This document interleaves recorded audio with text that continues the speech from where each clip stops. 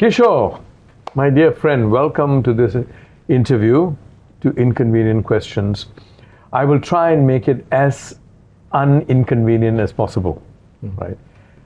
First and foremost, congratulations on the launch of your 10th book. Is it your 10th book? 10th book, yes. Yeah, and it's amazing that you have written 10 books over a period of, what, 26 years? Yeah, 26 years. But I produced 5 books in the last 7 years. So you are a lot more productive with since I stepped down as Dean of the Lee Kuan Yew School of Public Policy. Why? Is that because I don't have if you don't have a full-time job, I can do full-time writing. And then this amazing book, the Asian 21st Century, which has had 3.58 million downloads. Oh, that's the one that went online. It went online. Yeah. And I did that book with great resentment. Why? Saying, why am I wasting my time producing a free book? They were targeting 20,000 downloads. And they got 3.58 million. 8 million. I mean, and that's amazing.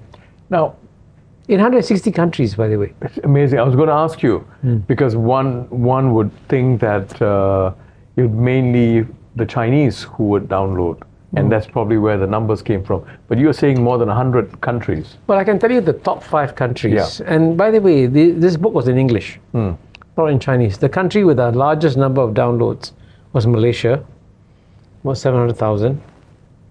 Singapore, with 600,000.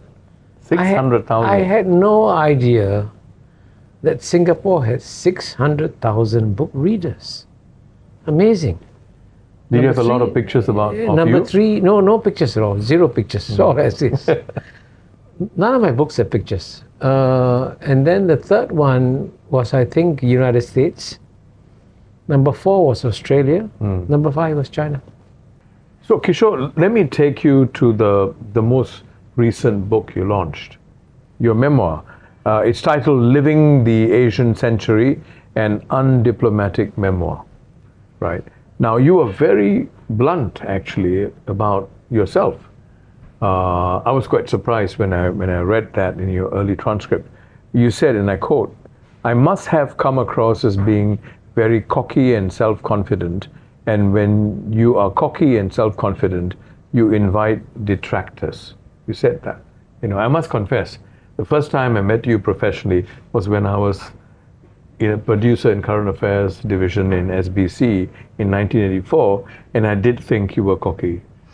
And I did think you were cocky because you had a smirk, and you also did not look at me when you spoke to me.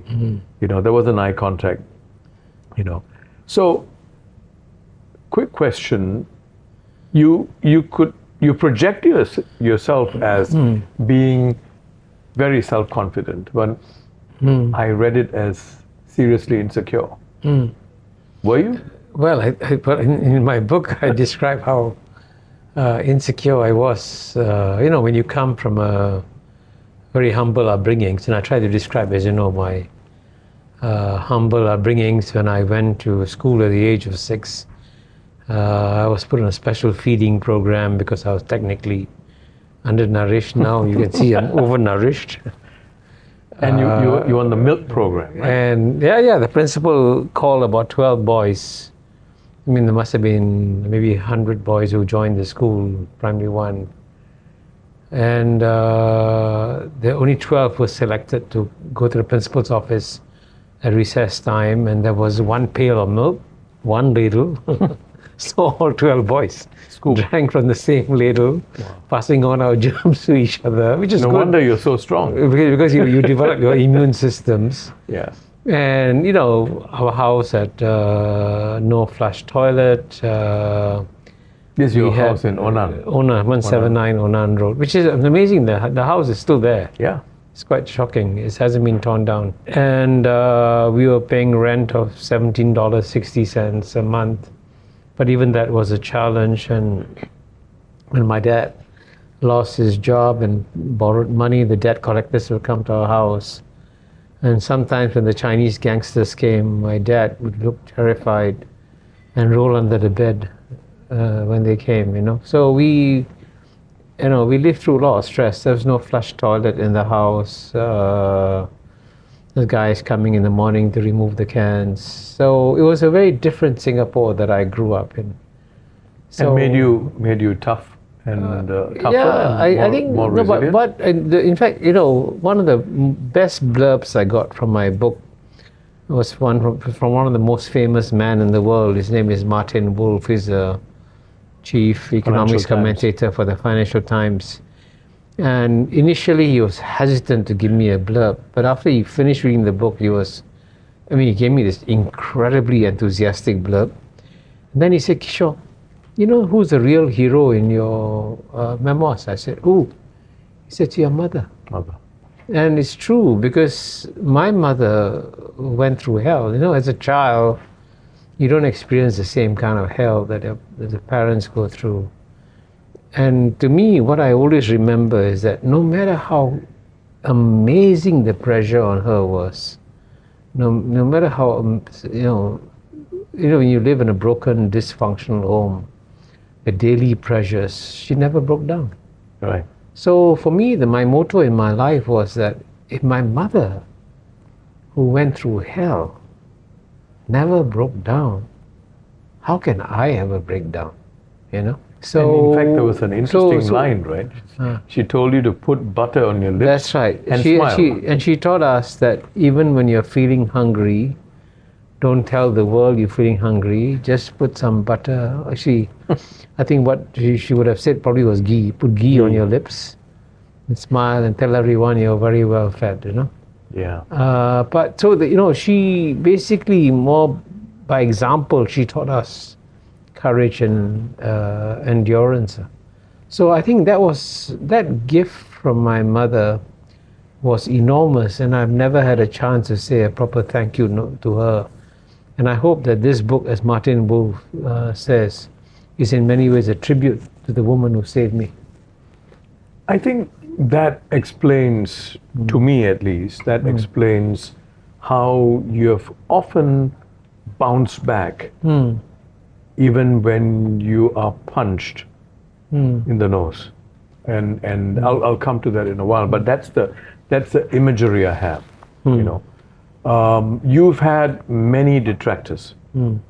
You've had clearly detractors.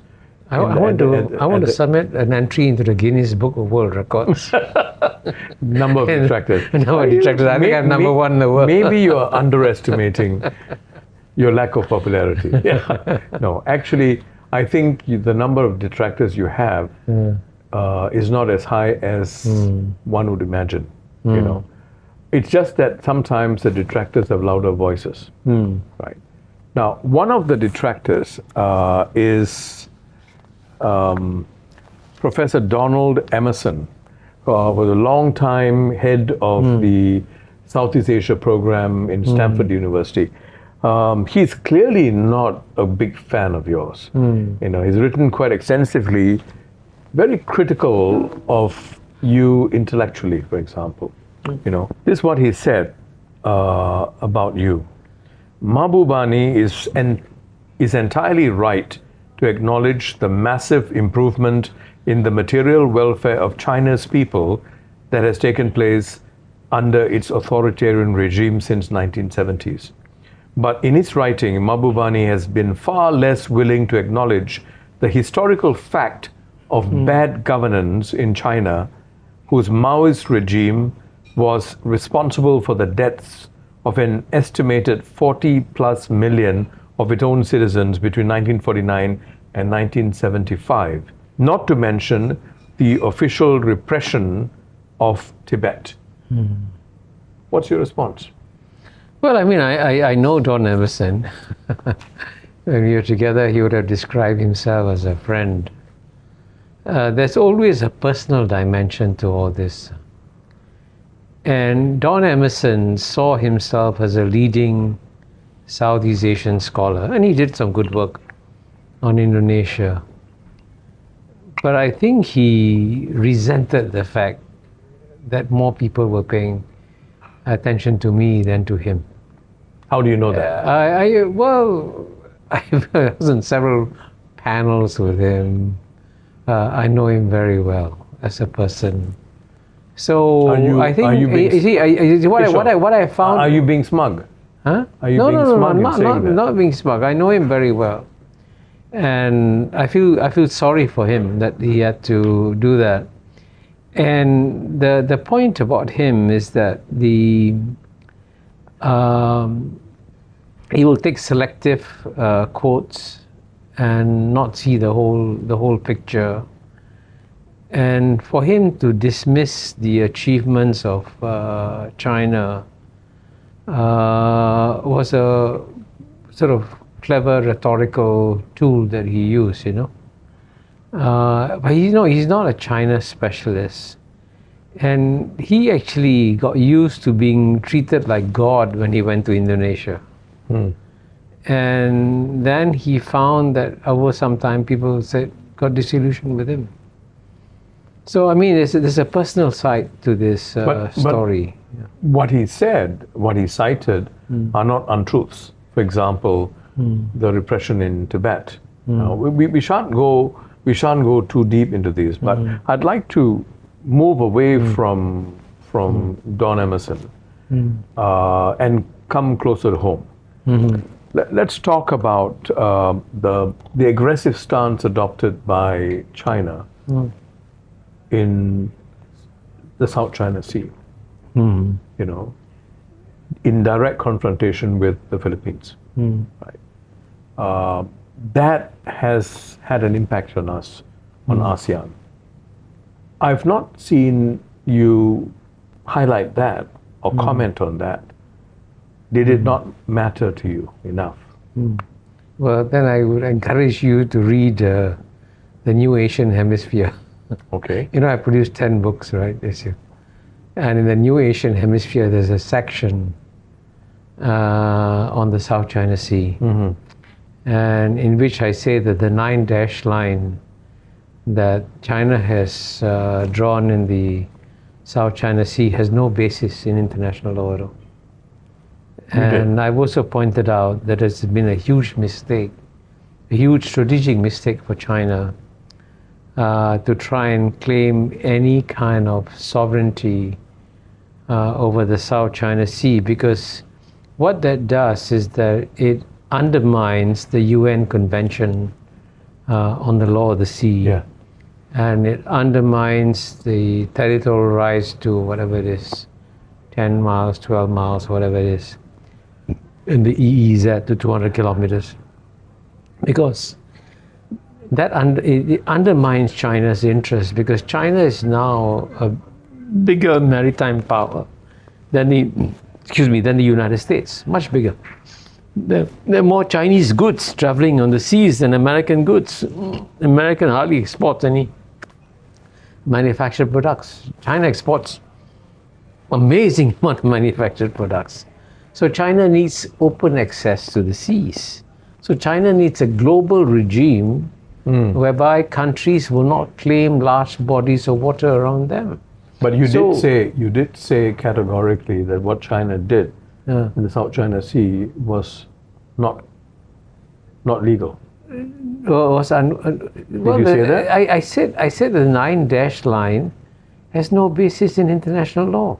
Okay. By the way, in common English, it means it's not legal. Absolutely.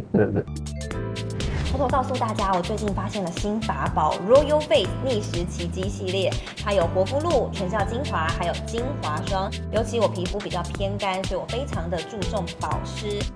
保湿做得好，肌肤自然烹饪。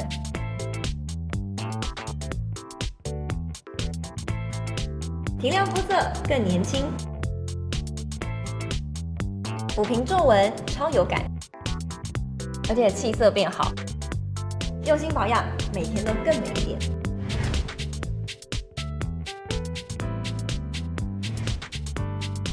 美吧。